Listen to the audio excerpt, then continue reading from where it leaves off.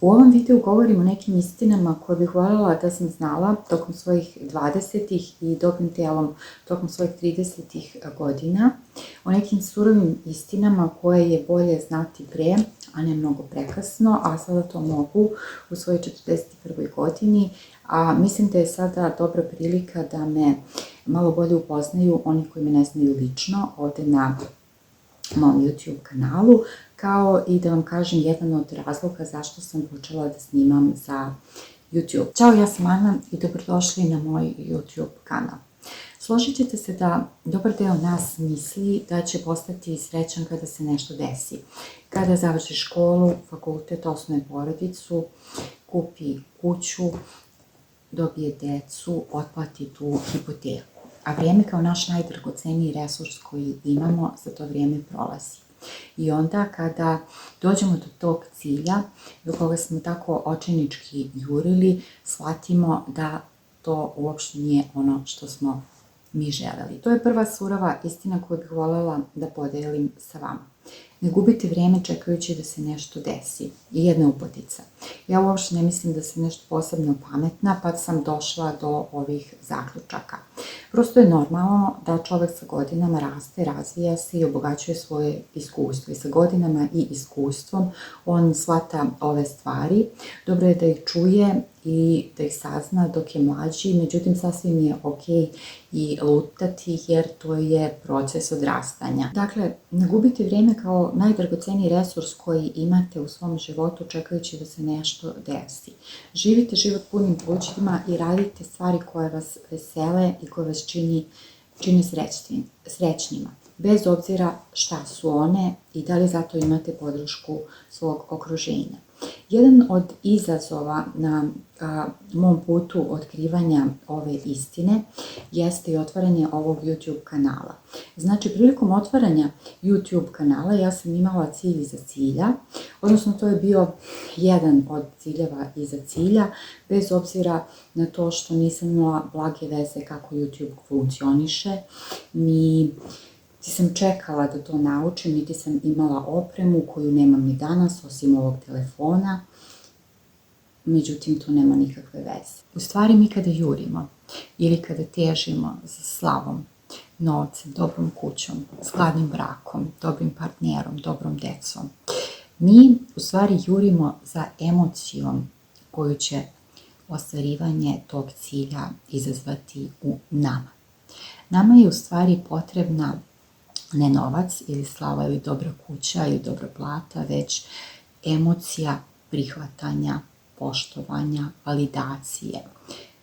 Nama je potrebna emocija ljubavi ili samopoštovanja, prihvatanja. Što nas dovodi do druge istine koju bih voljela da podelim sa vama, koja nije toliko surova, a to je da je sreća stanje uma i da ima veze sa životom u sadašnjem trenutku. Znači, prava mudrost u životu jednog čoveka jeste živjeti u sadašnjem trenutku.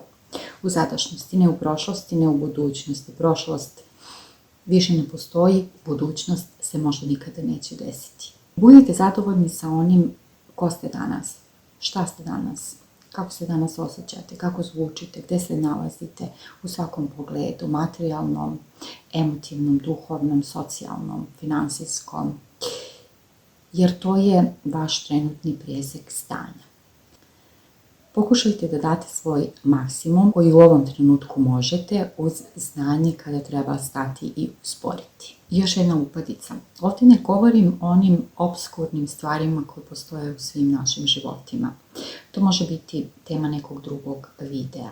I ovdje zaista poštujem svoju zajednicu kao pozitivnu zajednicu dobrih i blagonaklonih ljudi i ovdje se samo njima obraćam.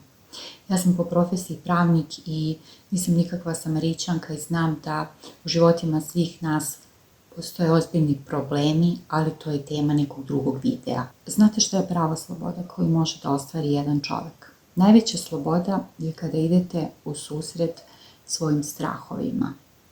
Onoliko koliko možete u datom trenutku.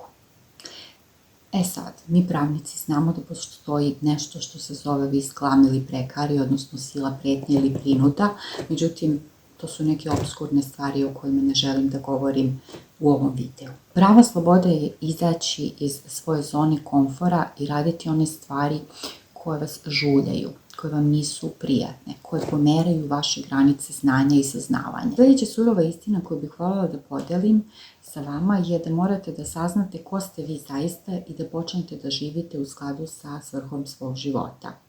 Ono što sam ja do sada shvatila je da je zajednička svrha svih nas ljudi je potreba da se osjećamo korisni. Bez obzira da li smo mi pravnici, youtuberi, marketari, da li svako jutro ustajemo u 3 sata da bismo ispekli hleb koji će se nalaziti u našim pekarama, ili da smo domaćice koje u svojim kućama odgajaju svoju decu.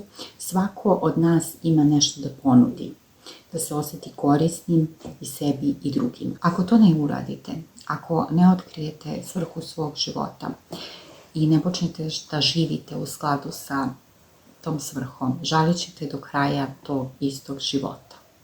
Žalit ćete jednog dana kada se okrenete iza sebe i shvatite da niste makar pokušali to da uradite, da niste uradili sve što ste želeli, ali ono što ste vi želeli, ono što ti želiš. Morate znati ko ste i šta želite i ići ka tome. I u redu je ako tokom tog puta promenite pravac, ako promenite mišljenje. Normalan je rast i razvoj i ono što je jedino izvesno je promena. Ako ne rastemo i ne razvijamo se, mi stagniramo. I onda jednog dana ta kriva počne da krene silaznom putanjom. Zato se u mnogim pričama govori o nekom cilju koji se nalazi iza 7 mora i 7 gora i 7 planina i 7 jezera. Ali nam i taj mudri pisac već na početku pomalo naslućuje da je rješenje te zagonetke tu gde se mi trenutno nalazimo, da je u nama i da u našim rukama mi imamo sve što nam je potrebno. Eto, možda mi još uvijek niste zavirili u ormare ili frižider, barem ne za sada, mada nemam ništa protiv toga i sama obožavam da pogledam te videe jer mi oni daju inspiraciju šta ja da obučem, šta da spremim, kako ja da raspremim svoj ormar. Ali mislim da ste počeli polako da me upoznajete, a ja se zaista radujem da upoznam što više vas, jer ja zaista volim YouTube i volim da snimam ove videe i mislim da je ovo trenutno najbolja digitalna platforma koja postoji. A ako se vi slažete, zapratite ovaj kanal i lajkujte video i pozivam vas da ostavite u komentarima šta ste vi saznali tokom vašeg perioda odrastanja, jer možda ćete na taj način da pomognete nekome ko trenutno luta ili možda ćete mu dati inspiraciju da zasija u svom najboljem i punom sjaju. Hvala vam puno na gledanju i vidimo se u sljedećem videu. Ćao, čao!